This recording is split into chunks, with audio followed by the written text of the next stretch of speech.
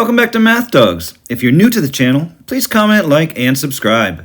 If you have any questions, please comment down below. Problem number 4 says 64x cubed minus 343.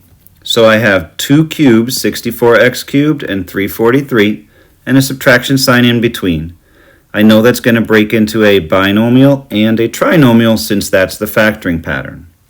The binomial, again, is pretty straightforward. Take the cube root of 64, which is 4. The cube root of x cubed is just x. Keep the same sign as the problem, which is a minus, and the cube root of 343 is 7. And now for the trinomial, I'm going to use my memory trick, STOMPS, S-T-O-M-P-S.